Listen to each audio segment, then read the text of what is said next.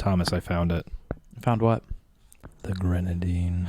Fucking thank God. Welcome back, everybody, to the Jen and Thomas podcast. I am your host, Gin. and with me today, as always, is... Thomas.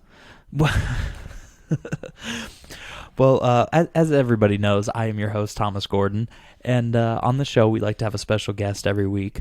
Today, we're actually doing a little bit of a... Let me give a little bit of a background on our special guest, actually, before I introduce them. You know how we do it here, folks.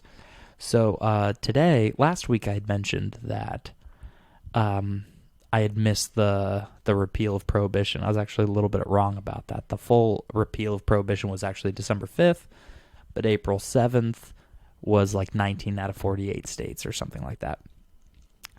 And so today is going to be our prohibition episode. And so I was in the liquor store getting our ingredients together today, and I saw this like random bookshelf. It was really weird.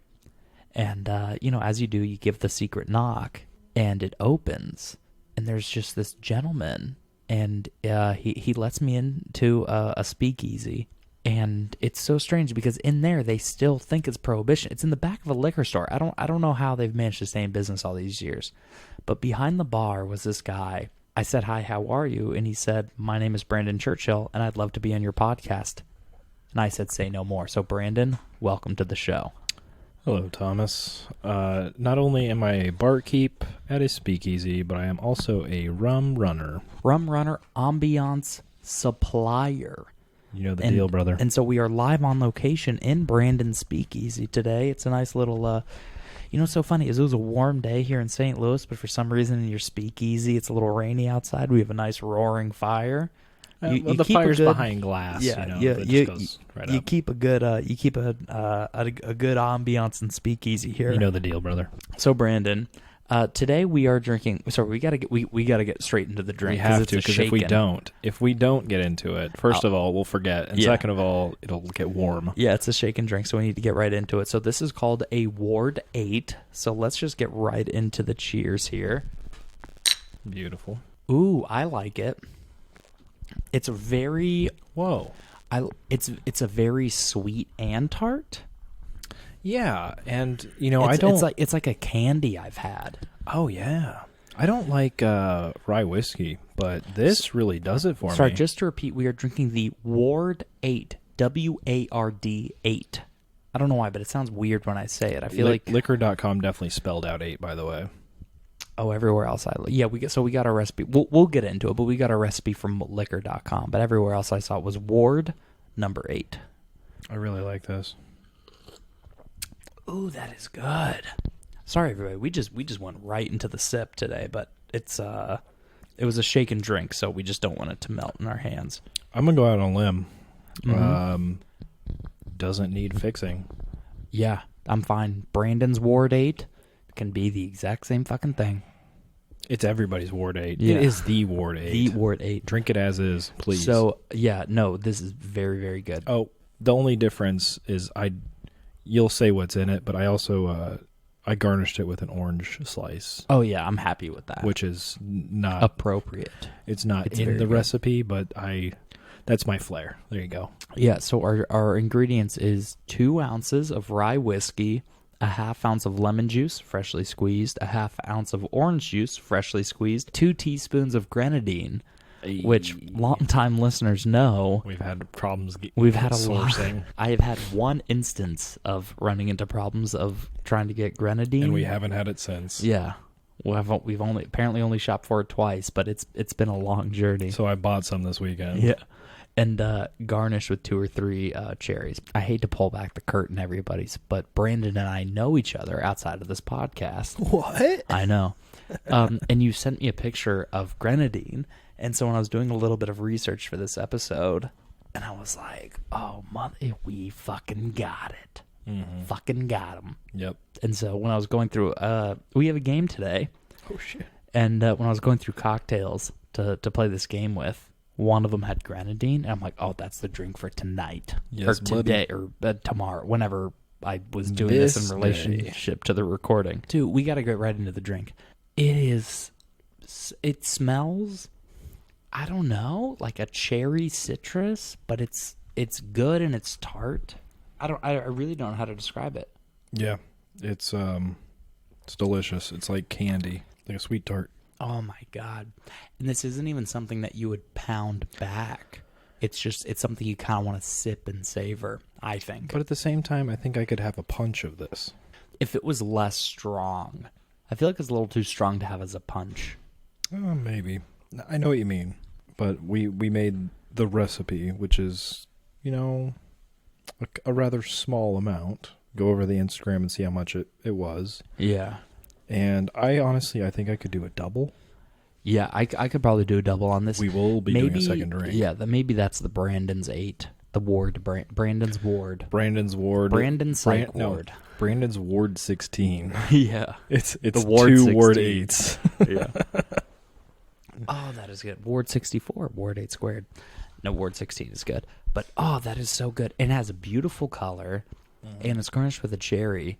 And our color is a slightly more red than the color, like, on liquor.com. But I think it's a beautiful red. And the orange... it's partially the glass, and it's partially I may have spilled a little extra grenadine in. That's fine with me. But I think it's a beautiful color with the mix of the yellow from the lemon juice and the orange from the orange juice mixed with the grenadine. It gives it this interesting hue that well, like a reddish orange. And I think garnishing with the orange was the move, because I think like that pinkish red contrasts really well with the orange. Well, and then the aromatic notes from the orange peel. It smells so good.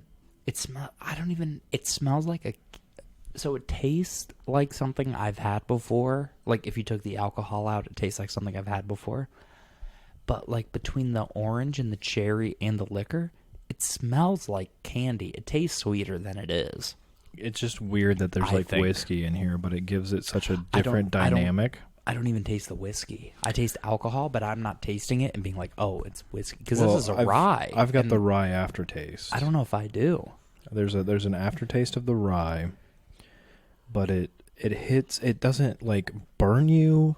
It's just subtle. It's like a tap on the shoulder where it's like, hey, guess what? No, whiskey's in your bitch. I'm getting the rye, which is really nice too. Is it doesn't have the whiskey color. Does Danielle want to take a sip and give us her thoughts? I love this. It is good. I knew she would. And Danielle is like picky. Did you guys drink a lot of it already, or why is there like not any? We may or may not be almost ready for the second drink while still being in the review. But it's good. It's good. Did you guys like drink a lot of it? Like, did you guys drink all this as I am like sipping my empty cup? That is good. Dude, I really like it. Oh, dude, I don't want to say it. This might be my favorite drink we've had so far. No, this is damn good. And here's the thing. I wanna back up a little bit before we get to our numbered review. I fumbled the bag. Oh no! Because on one drink I rated something like fucking that 6 agaves out of 10. Yes. And then the next week I was like 9 orange peels out of 10. Right. I fucked up because I was thinking. I feel like agaves would just be a fun rating system. And imagine we had a little pin, a little blue agave outlined in gold, and that's my fucking rating system. And I fumbled the bag, because I went to something else, so I'm backing it up. I get it, but at the same time, I'm gonna rate it on my scale. No, you do you. But my thing is, I think I'm gonna rate them on agaves. Okay. I want that to be like, that's gonna be your scale. That's my standard. Okay. And then we just have to address the exchange rates between fucking buffalo chips and agaves. Yeah. So I went agaves to orange giving... peels to fucking nothing. And now we're back to agave. And I feel like that's fun. I think Thomas needs a gold standard rating system. And then the guest Exactly. That's what I think. Can give their currency. Well, yeah. I don't want to take that away from you. Right. You know, it's you're free to do as you do, but I feel like I need the standard. So we're doing blue on this. It's a nice even mix of both. On this side of the Zoom recorder, it's blue agaves. All right.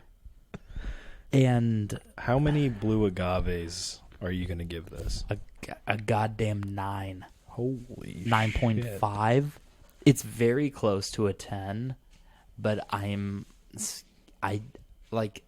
for, I don't know, like a 10 genuinely has to be like something that changed my life. I get it. This to me, everybody listening, a Ward 8 is a 9. Call it a Ward 9.5. I'm going to give it 17 Dodge Challengers. Out of? What do you mean out of? Oh, okay. Just 17 Dodge Challengers. Look up the exchange rate. Well, Blue it's 9 out of agaves. 10 blue agaves, everybody. But no, and the reason I was thinking about it is like, blue agaves are so much cooler after we did that Paloma episode because it's like there's a fucking tequila, a volcano surrounded by blue agaves. Right. And I was like, and then we rated them on blue agaves that day. But I was like, yeah, that's actually sick as fuck. Are you kidding me? But I was like, yeah, I want that to be my thing. Well, because, you know, other podcasts, not that I'm trying to be like other podcasts, but they have like this is our rating system. And I'm like, I want one. I want something I can turn into merch. I want a little pin. I want a little coaster. Some kind of something. Or like a loading screen. Ooh. That's like agaves. That'd be nice. Like an agave growing. Something like that. Yeah. Goddamn, but this is fucking good. I mean, ladies and gentlemen, I'm fucking taking my last sip. Mine's done, son. I'm gonna eat this cherry. We've had I'm gonna our eat this drink. orange. Since we've warmed up by drinking our drink. If you guys don't mind, I'll give a little bit of background on our drink. Oh, nice. All right. So this is from liquor.com. The Ward 8, a turn of the 20th century concoction, is one of Boston's major contribution to craft cocktails. The cocktail was reportedly created in 1898 in Boston to celebrate the election of one Martin M. Lamanzy? Lamanzy? Lamanzy. Lomasney. Sorry, so they were celebrating Martin M. Lamanzy to the state legislator. Lamanzy was a politician who wielded considerable power in Boston for 40 years, serving as state senator and representative, as well as a political boss in the city's 8th ward. Like a boss. The drink, by all accounts, was created in the Loch Ober Cafe in Boston's 8th ward. Already nearly 20 years old when the drink was created there, the venerable French restaurant and bar survived until 2012 when it finally closed. As with any drink that old that wasn't written down at the time, there are different approaches to crafting it. But like what? Well, if you let me get there, Brandon. Please. I'm on the edge of my seat. But the most popular is a mix of rye whiskey, lemon, orange juices, and grenadine, which is what author and cocktail historian David Wondrich specifies in his rendition here. Some stories describe the creation of the Ward 8 as happening before Lamanzy officially won his election, so sure was the bar staff that he would do so. Many stories around the questionable nature as to his victory, including tales of him handing out pre-filled ballots to voters entering the polls. Regardless of would-be shifty dealings, the man was a popular politician. Essentially, a riff on a rye whiskey sour, the Ward 8 sees some of the lemon juice substituted with orange, and simple syrup is replaced by grenadine. For decades, Rose's grenadine dominated the market, with most people associating the pomegranate-flavored bar syrup with a cloying? C-L-O-Y-I-N-G? Cloying? Hold on. Cloying? Are you telling me grenadine is pomegranate flavored? I believe so. And also, this is roses, by the way. Yeah. Oh, yeah, we are using Rose's. Sorry, I will back up and reread that sentence, but I've never seen that word before, cloying. Anyway... Rose's grenadine dominated the market, with most people associating the pomegranate-flavored bar syrup with a cloying concoction of corn syrup and artificial flavors and colors. Today, as in much of the bar world, there are options, including a number of grenadine brands made with real fruit. You know, I don't really care about grenadine. Yeah, this isn't about the grenadine. Sorry now about that we everybody. have it for the first time. Thomas cut all that. Cut the entire episode up until now. Not the entire episode. All right. The Ward 8 calls for a mere 2 teaspoons of the sweet tart pomegranate syrup. Adding vodka to the grenadine keeps it shelf stable for much longer, but for those who want to use it quickly, there is always... All right. You know what? This is just more fucking... We're not here for the grenadine. I am sorry, everybody. There's just... like halfway through, like, yeah, there was this politician, you know, he was doing this thing in Boston. By But the we way, heard your cold open. Yeah, but here's the entire history of grenadine, which we can do a Jesus. grenadine background, but that is not today. That is not today. Today is not the day for that. But you know what is today? Our second. Me having to pee. I'm sorry. Good. We'll get a second drink going. Welcome to the second drink. Oh shit. Let's hit it here. I love this. It's pretty good. Ooh, baby. Did you change anything? I didn't empty the ice in the shaker. Okay, I was going to say it's a little more tart, which I am fine with. Oh, but that is damn good. So anyway, Brandon, so last episode, I had mentioned, like, I'm an effing idiot because I forgot to bring up the whatever prohibition thing, 90 years. So prohibition officially repealing wasn't until December 5th. Right. By the way, everybody, we're just jumping into it today. This is the jumping into it episode. Yeah. April 7th was like 19 out of 48 states were allowed to start selling alcohol. 12:01 a.m. on April 7th, including Washington, D.C. Oh, so it's when they can start selling alcohol again. Okay. But only 19 out of the 48 states. But then prohibition was officially repealed on December 5th, right? Okay. So for those of you that don't know, for our international listeners or those of you that just don't know history, prohibition was the sale. It was passed in 1919, but it made the sale of Have I forgotten how to talk? You have. I have tequila no remembero. You have whiskey can't taco. Whiskey can't taco. Whiskey can't taco. Just a different disease for every drink we have. But I believe it was in 1919 that the United States passed prohibition, which made like the sale and consumption of alcohol legal in the United States. And so from 1920 to 1933, the sale and consumption of alcohol was illegal, right? It was illegal. Prohibited. Prohibition. There's a connection there. It was against the law. It was against the law. And so living in St. Louis, one of the largest breweries in America and also kind of the world is Anheuser-Busch, right? So I kind of want to focus on them a little bit today for multiple reasons. I know more about them than other breweries here in America, but... Weird. Because I know, yeah. Well, because you know that Yingling? Yeah. They're like now sold in Missouri. I guess they're the oldest. They're the oldest, I don't know yeah. crap about them. Yeah. That's all I know about them is that they're the oldest. And that they're new to Missouri. And that they have a very similar logo. Yeah. And, yeah. Well, and also, like, I don't want to play my hand too early. I don't want to do the big, like, entire history of Prohibition when we only have, like, 9 listeners. You, me, and then my mom 7 times. Apparently your aunt.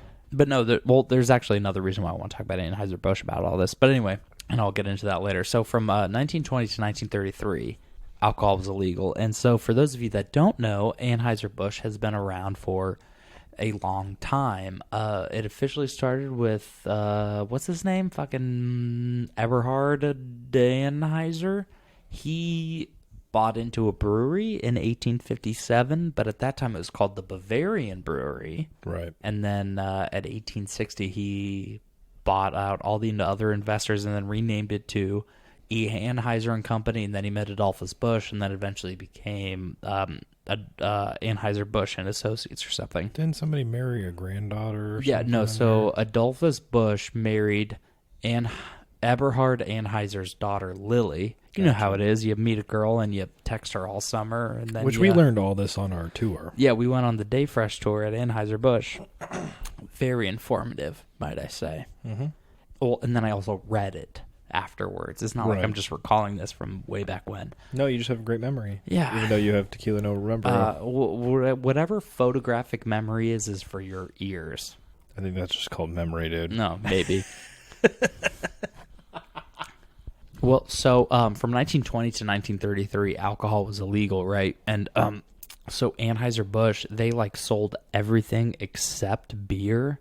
They were like, oh, pocket watches, pocket knives, diesel engines, refrigerated rail cars. Well, you know there's a whiskey company that was allowed to sell whiskey during Prohibition because it was medicinal.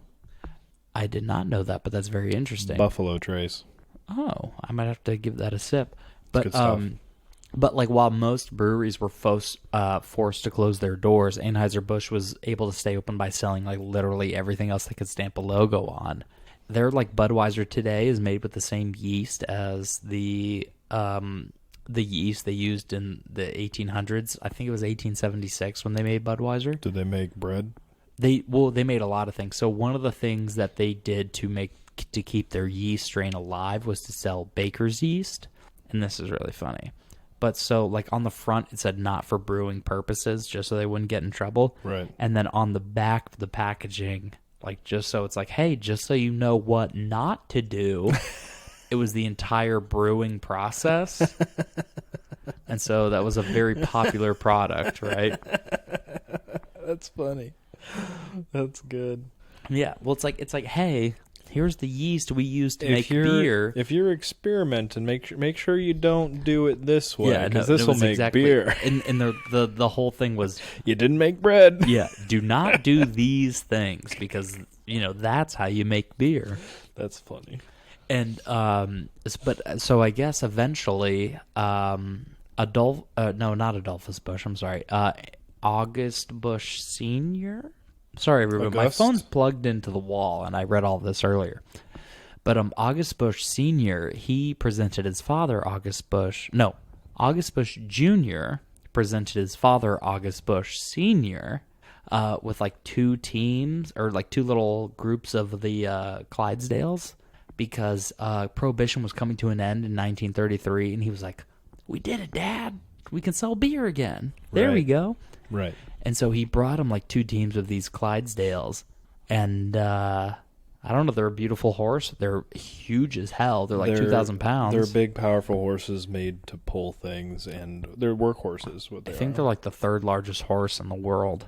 But what's kind of cool is, so on April 7th is when 19 out of the 48 states were allowed to sell alcohol again. Sure. 12:01 a.m. So what they had done is they sent these Clydesdale horses all the way to the East Coast, and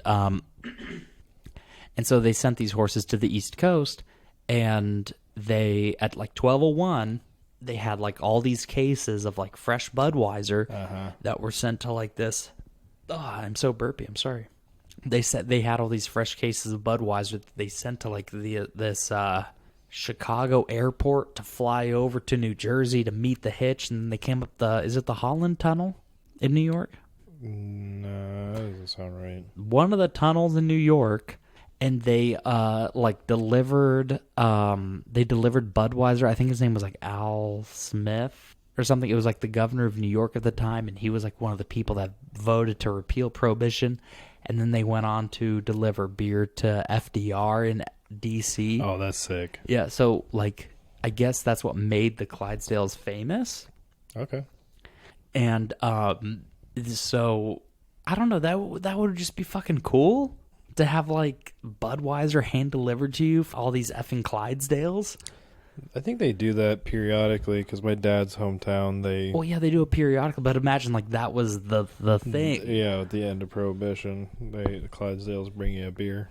Yeah, but the reason I bring that up is because today, as of recording, was so last week, right before around the time of our last episode, that's why I brought it up in like a fit of anger. It's the 90-year anniversary of Prohibition, but I had it wrong. I thought the 90-year anniversary of Prohibition ending was April 7th, but it's December 5th.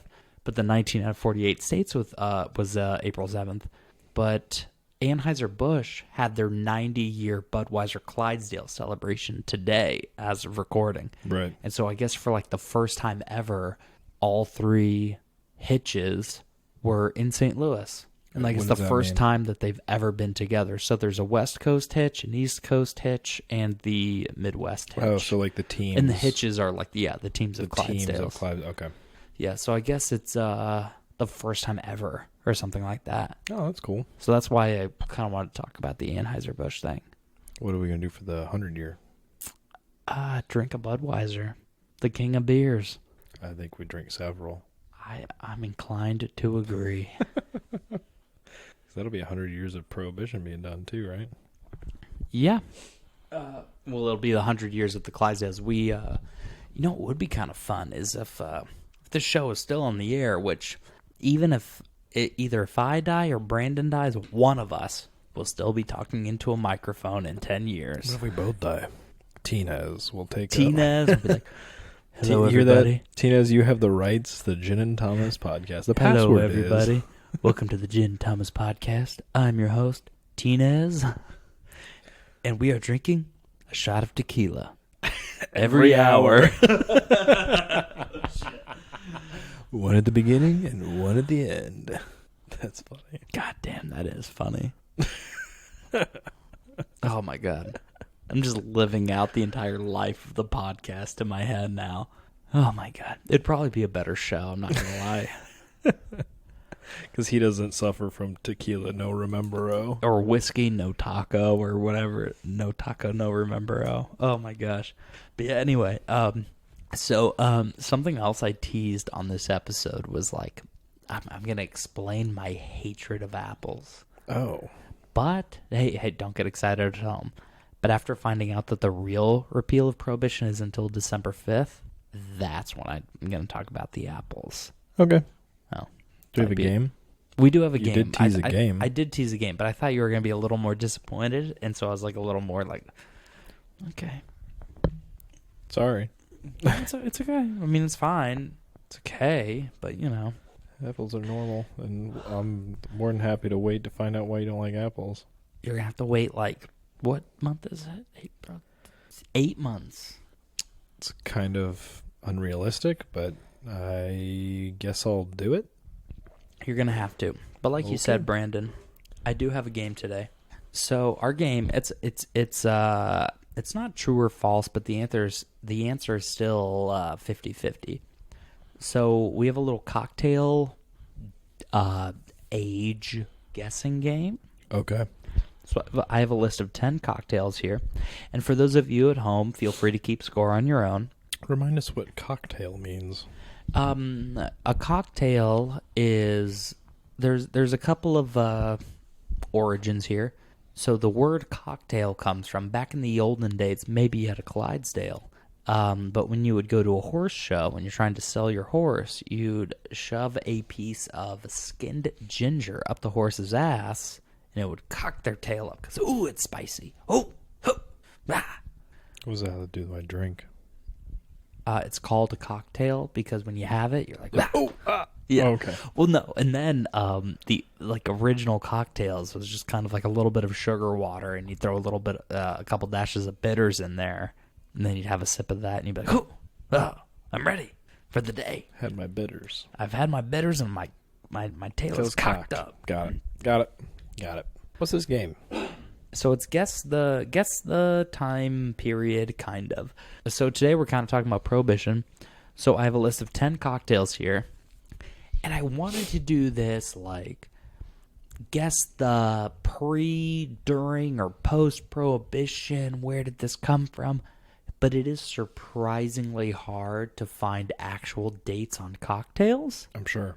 Because it's like, well, one guy says he did it this time, and then it showed up in this book, and then it did whatever, right? Yeah. So the game today is it, quote, pre or post-prohibition, but the year is 1933. So I'm going to list a cocktail, and you just say whether or not you think it came up before or after 1933 when Prohibition was repealed. So it's before or after Prohibition. Got it. I feel really bad because a lot of these cocktails, all of them actually, we are going to end up doing on the show. Okay. So I can't give a background on them because then that's that's half not the of game. the future episode. That's not the game. Well, no, after. I can't be like, oh, well, the gin and tonic was invented in 1995 when Thomas Gordon was born. Because then that ruins half of a future episode. All right. I get it. No tricks. No tricks. No tricks. He says no tricks. We'll All right. see. I hope you didn't look at my little journal here. I've had it open the entire time. No. And I saw you with a fucking, what are those called? Binoculars. No, the Telescope. pirate ones. Telescope? Is it a... Glass. An eyeglass. I'm out of breath. What is that what it's called? In the it's a pirate looking through Yeah, they probably. It's a telescope. Not a but telescope. They probably call it an eyeglass. an eyeglass. Or yeah. Did you look at it through an eyeglass, Captain Mitch Bloodschmear? No. All right, number 1. Can you believe it? No. Number 1, the gin and tonic. Number 1, the bamboo. After. Ooh, I am sorry, Brandon. That came about in 1886. By the way, every cocktail on here we will be trying at some point, but I'm very excited for that To be one. honest, never heard of the bamboo. Me neither until when I Googled Does it time period cocktails. Does it have the good liquor in it? Brandon, my phone is literally on the other side of this room, so I cannot... Oh, wait, no, it's right here. I can look it up. No, you don't need to. It's too late. I thought there was a reason that you picked that one because I thought it had the Shenzhen liquor or whatever the heck the other stuff was in the border. Oh, the Baiju? No, it doesn't have any of the Baiju. Oh, then I don't want to know. Oh, okay. Next question. All right. Sorry, everybody. You'll learn when we get to it. All right, number 2, the sidecar. Oh, that's before. 1922. You are right. For when you get it wrong, I do an X. When you get it right, I do a smiley face. Nice. French 75. That's after. That is wrong. It was first mentioned in 1915. Then why they call it a 75? I guess we'll get there. We will get there eventually. Dumb. El Presidente, which was almost our drink today. After. Oh, Brandon, it is from 1910. This is stupid. Sorry, the This is reason I rigged. chose the reason I chose our drink today is because it was a Prohibition era cocktail. Like, people ordered it a lot during Prohibition, and so when I said it was almost our drink today, you should have been like, "Oh, Prohibition." Probably. No. Okay. All right, Alabama Slammer. After. You are correct, Brandon. That it came about in 1971. Sounds like it has Southern Comfort in it. I me to don't. look it up? No, I don't want to know. Okay. I'm just guessing. I'm just saying shit about them. Blue Lagoon.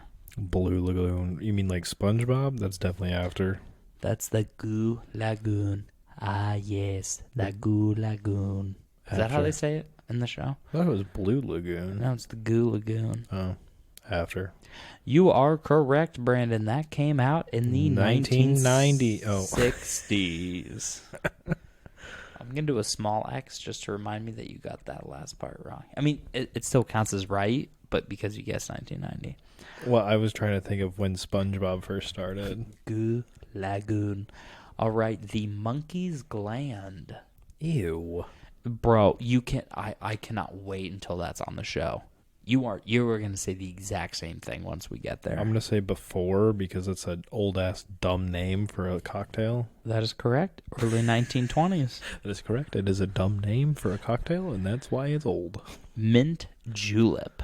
Oh, Very popular for the Kentucky Derby. There you go. You know what is so funny is when I was looking up drinks for our Mardi Gras episode, I was like, Mardi Gras drinks, Louisiana drinks, whatever. It was like, the mint julep, while popular for the Kentucky Derby, that's about it. It's like, why is this attached to a Mardi Gras Yeah, list? no, it shouldn't be. Yeah, but You it know was where on the, like you know all where of them. the Kentucky Derby is held, right? Afghanistan? Chuchill Downs Raceway. Oh my God. Never seen a cent of that money, dude. What a travesty. Mint julep. I'm going. It sounds old, but that sounds like a trap too, though. I said no tricks. They've been racing horses for Hey, a long time. hey. I'm gonna say before. Okay.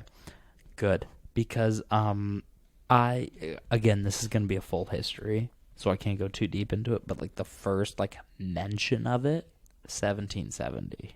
Yeah, well, So very So- before, but at that time it was a very different drink. here I'll go off my my thoughts here. Horse racing, some of the earliest gambling, and I know they did it in Peaky Blinders, Peaky Blinders. which was By before order Prohibition. of the Peaky fucking Blinders. So yeah, All right. I was right. A Singapore sling. Singapore probably wasn't a thing until after, so I'm gonna say after. I know I said no tricks, but this one was a trick. Oh God. allegedly, this drink was originally known as a gin sling and originally created in 1915. Why didn't you give me the right name then? I said no tricks, but that was a trick. Saying no tricks was the trick? Or a blatant lie. I don't know. Horrible person. All right, last question, Brandon. No tricks. No tricks. Well, that's a trick. Amaretto sour. Ooh. Amaretto don't think is very old, so I'm going to go after. First presented to the public in 1974. You got it correct. Yeah, same. Professional. All right, Brandon. Professional guesser over here. Professional guesser got 6 out of 10 correct, everybody. So count up your tally at home. Don't make sure to comment below. 6 agaves out of 10. 6 blue agaves out of 10. All right. And I have to pee again, so I will be right back. Jesus. I'm sorry. I'm Christ. sorry. Are the numbers moving? Yes, they are. Ladies and gentlemen. No. Let me. I had my own bit, but you go. This is the first, not third drink. I was about to say, welcome to the 2.5 drinks, the scraps. Brandon, you explain what has happened today. Okay, so this. First of all, I went up to go pee, right? And then when for I the came third back, time, yeah. But when I came back, this monstrosity, just a very full drink of perhaps deliciousness. Let's take a sip and then we'll discuss. Hold on. No, we're not. We We're not cheers. cheersing. It's way too full. This is literally the fullest drink I've ever seen in my There's life. 2 orange slices in here. That's how I had to drink it. It's like, you know when you're a kid and you do that challenge of like putting 100 drops of water on a penny and it just becomes like a bubble over the thing. That's what this is. Pretty much. This is the fullest drink I've ever seen in my goddamn life. I confess to you. Yeah, what has happened? Well, because you go and then I'll explain something else. So I juiced 2 lemons and 2 oranges. Okay. Oh, it's still fucking good. Whatever you did is so good. I juiced 2 lemons and 2 oranges and just brought the juice to the mixing table. Okay. Okay. So in this last one, I was like, I'll just, finish off what we got. It was 1.5 ounces lemon juice, 1.5 ounces of orange juice. So this is it's not a double, it's a 1.5-er. My goodness. And there's still some in the shaker. You know what sucks though is like this drink is so good. It's like so I can't good. even say like, nah, I've had too many. It's so good. And I mean, I don't feel like I had too many. No, I don't. But you know what I mean. Like it's just so good. Like you can't say no to this drink. It is so sweet.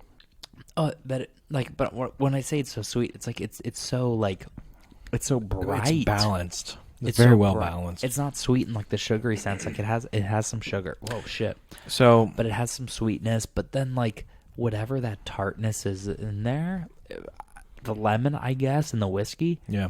That tartness and that bite balances so well with the grenadine. It's a very deep drink. Orange. It is so, guys. It's very deep. I want everybody at home to try this. Very simple to make too. Yeah, I mean, it's very simple in the sense of ingredients. Oh, It's orange juice, lemon juice, rye whiskey, and grenadine. Like it's not. And it doesn't even taste like a whiskey drink. No, it's got a small hint of it, but it's very towards the end and very. I mean, like a whiskey sour, but like on steroids. You know what, too? I feel like if you didn't use whiskey, like if you used vodka, I feel like it would be too sweet. I feel like you need that whiskey to balance it. It cuts through properly.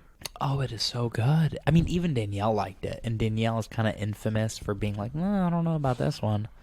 So you said this came out of the Prohibition, right? Well, it was popular during Prohibition. Okay. And we touched on this last time. Do you think that has anything to do with the fact that they were making this shit in their bathtub? Yeah, well, so they had to cut it up somehow to make it tolerable. Yeah, well, so I looked at that, and it's so hard because, like, if you Google, like, cocktails invented during Prohibition, right? They say, like, 20 Prohibition-era cocktails. This one was made in about 1838, and it was just, like, drinks that they continued to make. Yeah. But during Prohibition, there was definitely making drinks like this because it was so sweet. Because rye whiskey, I personally really like, but it does have that bite to it. So I imagine you could make this drink with some like bathtub gin, Exactly. and it still work. But I mean, yeah. So I mean, like the alcohol made during Prohibition was not great, so you had to cover it up with kind of cocktails like this. But god damn, it did not taste as good back then when you did not have like real reliable rye whiskey. We're But not no, using. I We're also agree. not using a very expensive rye whiskey. Oh yeah, no, I either. didn't mention this. So we're using Bullet Rye, Yeah, which I like to use. I mean, good for like a mixed drink. Yeah, because Bullet Rye, it's like you know what you're getting. There are some very expensive rye whiskeys, but I almost feel bad using those for mixed drinks. Yeah, of course, because they're almost made to sip on ice or sip neat, like your cowboy father probably does. Yeah. Well, he's a bourbon guy until I got him into rye, so we'll see if I he's still remember the sipping story. rye. Yeah. But the thing is, real quick, back to the Prohibition thing. It's just hard because I've tried to research cocktails that came out of Prohibition specifically, to cover up like those weird alcohols that they made in their fucking bathtubs and toilets and all that. Of course. But there's not a lot of drinks out there. So if anyone listening at home knows where I can get a list, please let me know so I can bring it next year or December 5th. But yeah, I don't know. It just seems like they December just kept 5th. Is the when it was repealed across the entire United States. Daniel's birthday. I thought it was the 4th. It's the 5th. Oh my God, Happy Prohibition, recall. Danielle! We were no longer prohibited from your existence. No alcohol. And alcohol. One is more important than the other. Comment below. Also, by the way, kids, just to reiterate, there's 2 shots of whiskey in this drink. What? I mean, the ones we're drinking, there's like 2.5. I have to. Or no, there's 3. I have to ride my bicycle home. Honestly, you Going could down easy, baby. Well, and I think you could make these really light, and they would still be good, like light on booze. I think you could just add some sparkling water to these. Make a spritz. But these I think would be good with low alcohol. Sorry, what? I think these would be good with low alcohol. But I think this also works with not now because it's already or this is like our not third drink. But I think if you were making this for your first time, I think you could almost do 3 shots of the rye with a half ounce of the lemon and the orange and the grenadine. If you're a bitter person like me, Oh, I see what you're saying. I feel like Bring that out the could whiskey a little also more. work. I am so mad at myself. Why? I can't remember what I was about to say before I purposely brought it back to Prohibition because I was like, no, Thomas, So you will remember. You're saying you want to make this a triple? No, I'm saying you could. And then that like be your one drink. Because these are so chuggable. Not to say that we're chugging them, but they're We're very- not chugging them, but the thing is they're so good you just want to keep drinking. I keep coming back for sips because they're so Well, good. No, it's not chugging. I've just had like 1,000. It's like that thing where they say like you could like 1,000 small cut. You could kill a man with 1,000 small cuts. Well, you keep alive long enough to cut them 1,000 times. I've had 1,000 small sips, Brandon, and I'm going to die because it's so good. This is really good. Understandably, this is why it was popular during Prohibition. Whatever whiskey they had with the lime juice, orange juice, and grenadine, Easily. it is so good. You know, on the show we say we drink a drink and we talk shit. It's time to talk shit. Is there any shit we need to talk? What's going on? How are you? How we doing? The listeners want to know. Did you see this? Oh, I'm fine. Did you see okay. this? A lot of people are up in arms this week. About? Bud Light's new spokesperson? I'm going to be honest with you. The only problem I have with all of this, I don't know who the fuck that bitch is. I don't either. Yeah, that's I don't know what's going on. I am not on the, what is it called, Danielle? TikTok? Interwebs? I don't know who this person is. I believe it is a social media influencer. Yeah, a transgender woman named Dylan something. But for those of you that don't know, which I'd be very surprised, Bud Light has done like a marketing partnership with a TikTok star named, I'm going to look it up because I don't want to get this wrong. Sorry. For the folks at home so they can look it up. Yeah. On their own time. Dylan. So Dylan Mulvaney? So Dylan Mulvaney is a TikTok star. Dylan recently celebrated, I guess, 365 days of womanhood. So Bud Light sent Dylan some cans of face Bud Light on it. Yes. Yeah, with their face on it. And I guess that was like a huge thing. Well, one thing that was a misunderstanding is a lot of people thought that the Bud Light cans Like were that was gonna the be new sold. can? Yeah. No. Which I guess is not true. Bud Well, Light, they've done that for like a few other people too. Like they'll give them their own personal cans. when are we gonna get our own cans? Brother, I'm waiting. I'm in waiting. So I think the goal was to reach more of that TikTok audience. more of that dynamic, like that Demographic. demographic. Thank you. Sorry. Rye Whiskey, no taco. No. This one is rye. No. Oh, come back to me on that one. Okay. But what ended up happening is they forgot that most of their audience likes NASCAR, and I don't know if you know anything about those people. They are not about the Transformers. Yeah. Well, And so I think they forgot that most of their drink connoisseurs, if you will, aren't down with the Optimus Primes. And so I think I saw an article that they've lost like $1 billion or something already from that campaign. But I don't know if that's true. I don't know because there's so much fake stuff. Right, of course. Like I'll tell you what, even if I was upset, I'm not switching to something gay like Coors. I will drink transgender Bud Light, but I will not drink something gay. Like Miller. Well, so I'm there's not gonna drink there's Miller, a lot right? of like fake articles spreading around. Like at my job, they're like, "Yeah, did you hear that the whole marketing team got fired?" It's not true. Like the marketing team did not get fired. Of course not. And I It'd be doubt the they lost social that much media money. The thing is, so I guess Kid Rock went and like shot up a pack of Bud I heard Light. about that too. Yeah, But Bud Light is like the #1 beer in America. he still had to buy the pack of Bud Light to do that.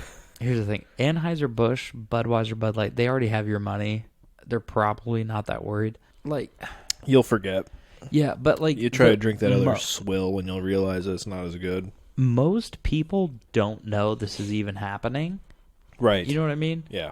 And it's like the #1 beer in America. The amount of people that are gonna stop drinking it, I doubt matters.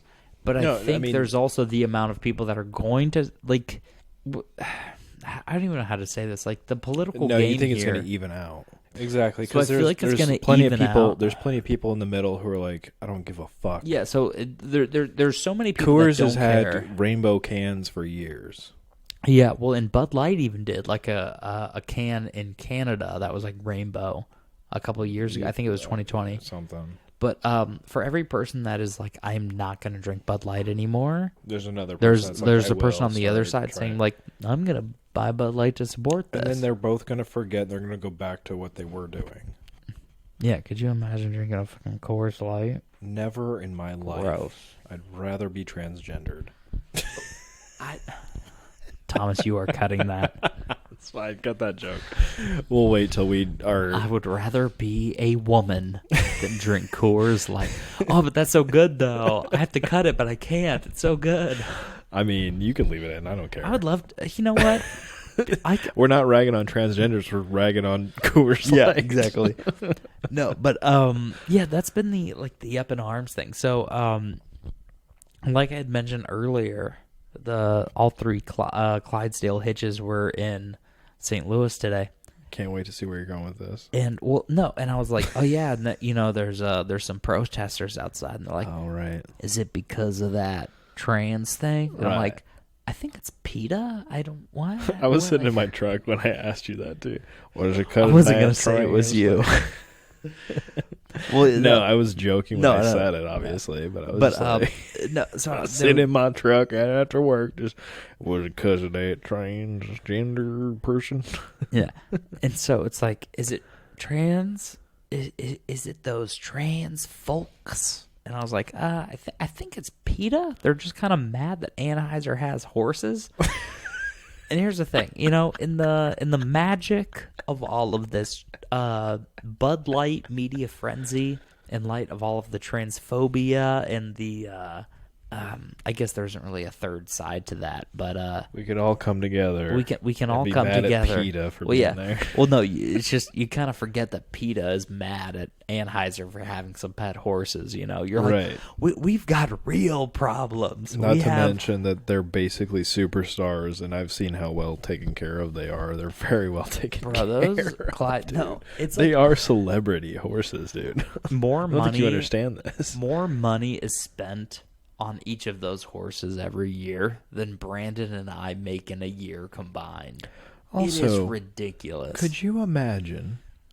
I don't know what they would want for these horses otherwise. Could you imagine these horses in the wild breaking an ankle in a prairie dog hole or getting eaten by a goddamn mountain lion? Well, Clydesdales getting torn apart. Clydesdales are from Scotland, and I don't think there are mountain lions in getting Scotland. Bit by snakes, dying of poison. No, first of all, we have to back up. How the hell have horses made it this long? Because I watch so many fucking videos on YouTube of like, oh, you gotta effing keep up your horse. You gotta take the horseshoe off and clean out the dead crap, and then sand change it the down. oil. And you gotta change the oil in your horse. You gotta shove some ginger up its ass.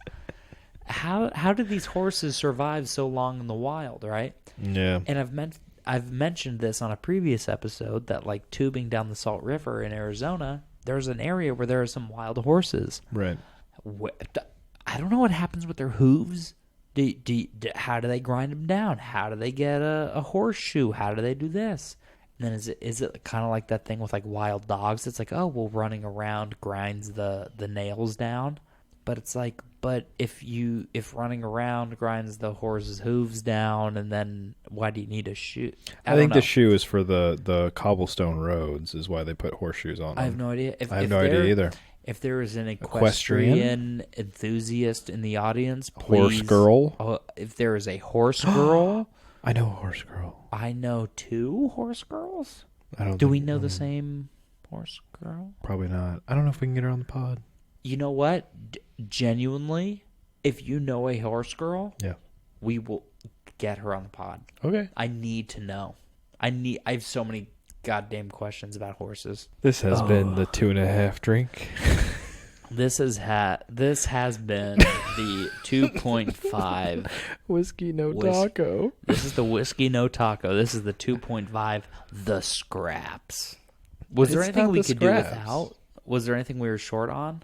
No. Oh, because you're like, I'll make it with what I have left. So the ingredient I went off of was the lemon juice. Oh, okay. We had 1.5 ounces of lemon juice still.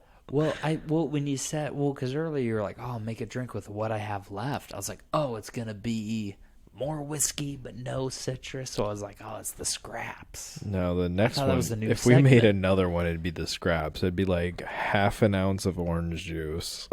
If we made another one, I'd be calling out of work tomorrow.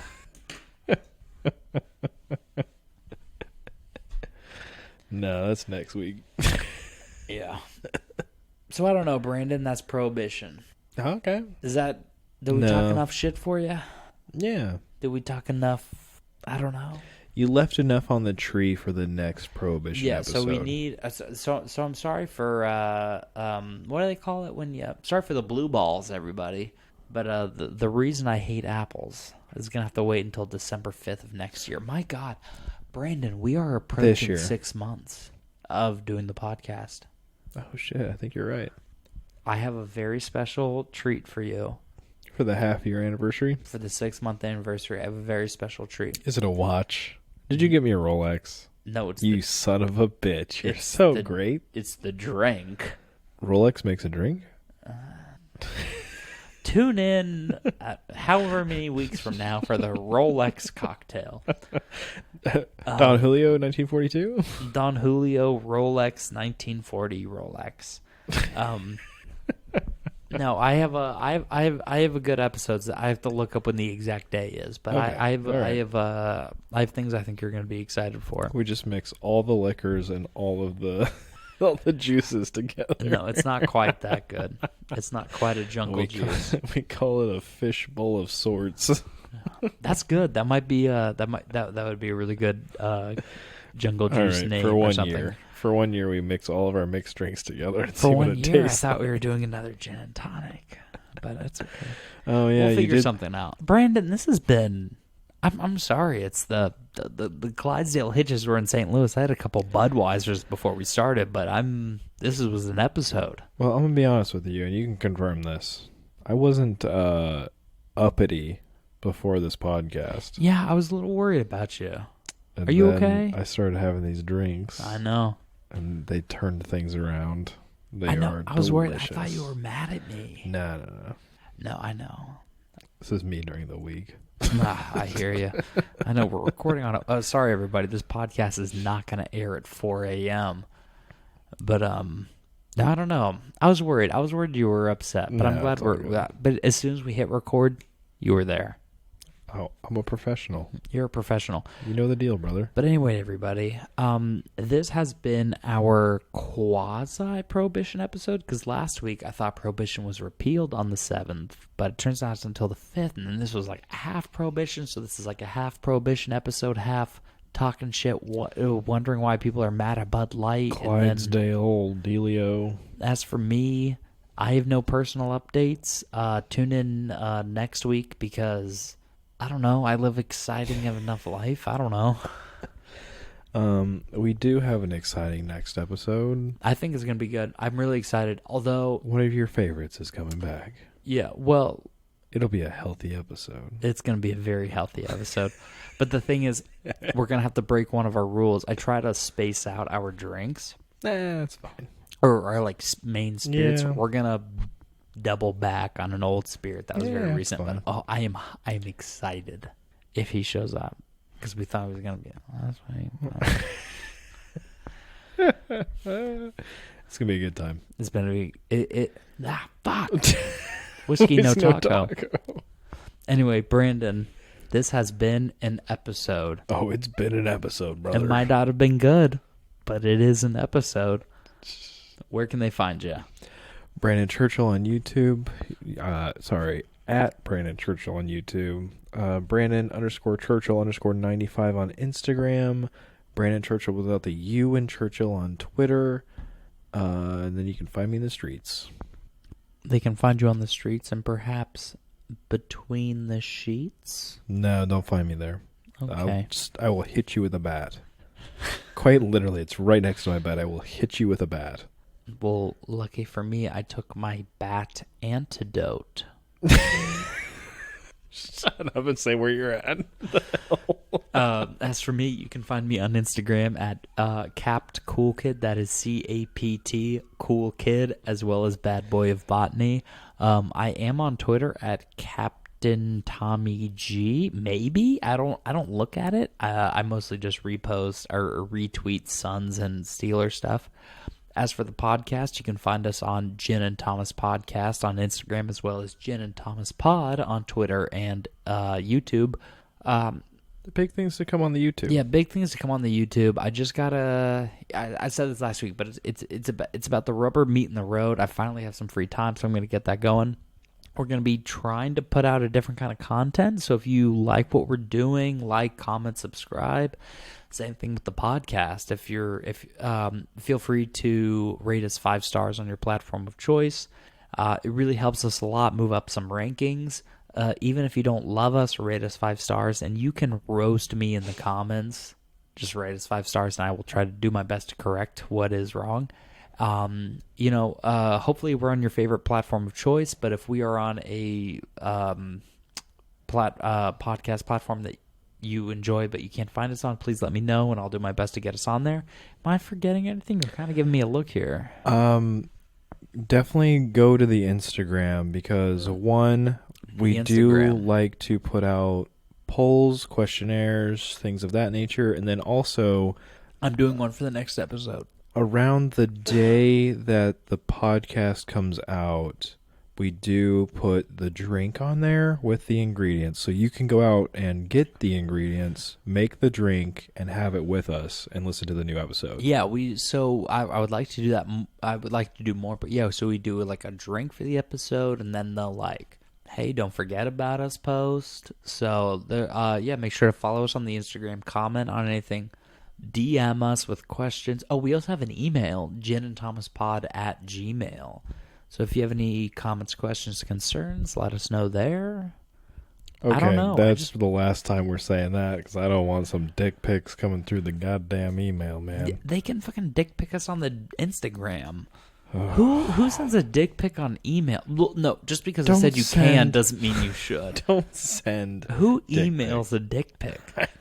Old people. No, an old person sends you a Polaroid in the mail. I would to reserve the did you open email. that letter I sent you? No. What? Never mind. We'll reserve the email for special occasions, but this has been a special occasion. Yeah. This has been 2.5 drinks. This has been the Jen and Thomas podcast. You know how we like to close it out here. Don't drink and drive. Don't drink and con a boat. Don't drink and scoot is what we added recently. Drink responsibly. Don't drink alone. Share a drink with friends. Share a drink with us. Brandon isn't making these drinks for just anybody. It's for you, me, I guess I'm Brandon, because he's making them, so he deserves one. Sometimes our friends, if they deserve it. Yeah. But, unfortunately, we're still labeled under self-help. So my little bit of something here is, I've mentioned this on the podcast a few times, but Marcus Aurelius, the Roman emperor during the 2nd century, he says something kind of like, everything that happens is a part of nature. Like, if it happens, it's right. It's building towards the right thing.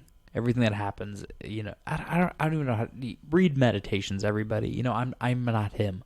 But it's like, if you feel like you're in a dark time right now, everything that happens is supposed to happen to get you to where you need to be.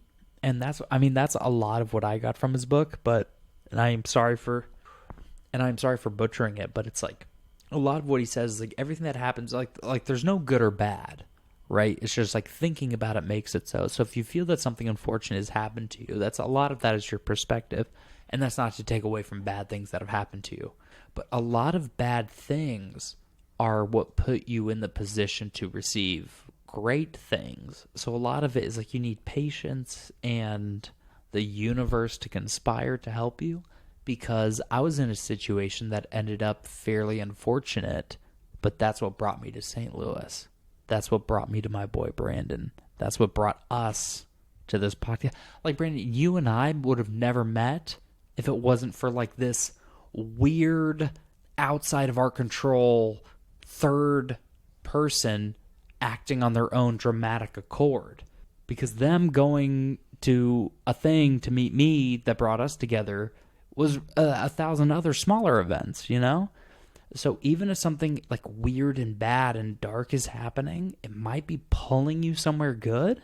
Because I was not in a good place because of a certain situation, but now I got my boy.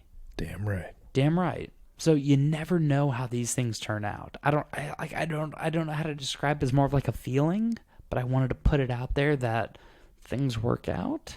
Things work out. Look, guys, I said we're labeled under self-help. We shouldn't be, but we are. Should be called You Help. You Help. We help you. We help you. And call your own therapist. Do not listen to this. Oh, this is entertainment purely. Yeah. If you get anything out of it, that's great, but take everything with a A shot of tequila. A shot of tequila, and you got the tequila no remembero and the whiskey no taco. But anyway, More to everybody- come on that. Yeah. But Brandon, I appreciate you joining us tonight. Thank you so much for all of your hard work in the whatever it is you do game. It was great to have you in my speakeasy. Oh my God, bro! I just feel like I blew out my knees trying to stand up. But I'm getting old as fuck, dude. But anyway, Catch me on the courts. We'll have more to talk on that in a later episode. yes, sir. It'll be a healthy episode next week. Everybody, make sure to tune in. This has been the Jen Thomas Podcast. This has been Thomas Gordon. This has been Brandon Chuchill. Be kind, be safe, and good night. Peace.